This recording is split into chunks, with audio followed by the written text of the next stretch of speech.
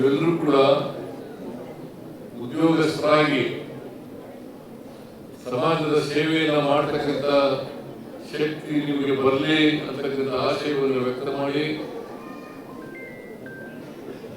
ನೀವೆಲ್ಲರೂ ಕೂಡ ಒಳ್ಳೆ ಫಾರ್ಮಸಿಸ್ಟ್ ಆಗಬೇಕು, ಒಳ್ಳೆ ನರ್ಸ್ಗಳಾಗಬೇಕು, ಒಳ್ಳೆ ಟೆಕ್ನಿಷಿಯನ್ಸ್ ಆಗಬೇಕು. ಆ ಕೆಲಸ ಮಾಡ್ತೀರಿ ಅಂತಕ್ಕಂಥ ವಿಶ್ವಾಸ ನಂಬಿಕೆ ನನಗಿದೆ. ನೀವೆಲ್ಲರೂ ಉತ್ತಮವಾಗಿ ಜನರ ಸೇವೆಯನ್ನು ಮಾಡಿದ್ರೆ, ಅದರಲ್ಲೂ ವಿಶೇಷವಾಗಿ ನೀವೆಲ್ಲರೂ ಶ್ರೀಮಂತರ ಕುಟುಂಬಗಳಿಂದ ಬಂದಂತವರಲ್ಲ.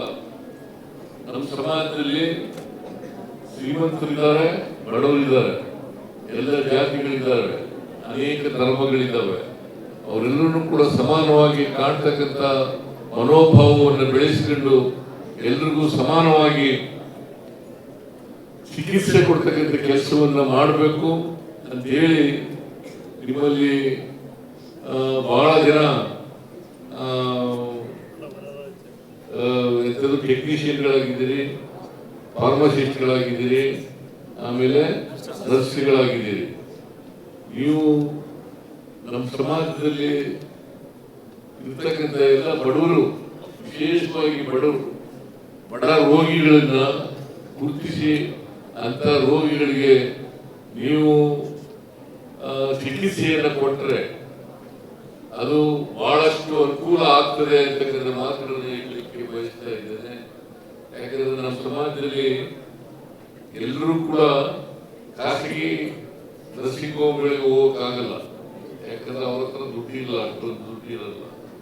ಅದರಿಂದ ಸರ್ಕಾರ ಅನೇಕ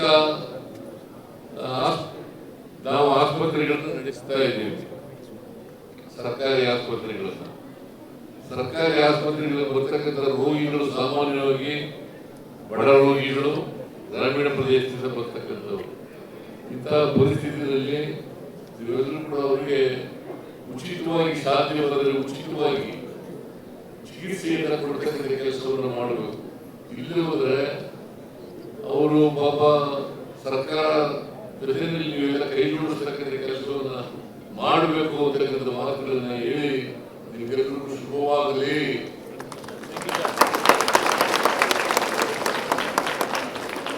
ನಿಮ್ಮ ಜೀವನದಲ್ಲಿ ಸಾರ್ಥಕತೆಯನ್ನು ಪಡೆಯತಕ್ಕಂಥ ಕೆಲಸವನ್ನ ಮಾಡಲಿ ಅಂತಕ್ಕಂಥ ದೇವರನ್ನ ಪ್ರಾರ್ಥನೆಯನ್ನು ಮಾಡಿ ನನ್ನ ಮಾತುಗಳನ್ನು ಮುಗಿಸ್ತೇನೆ.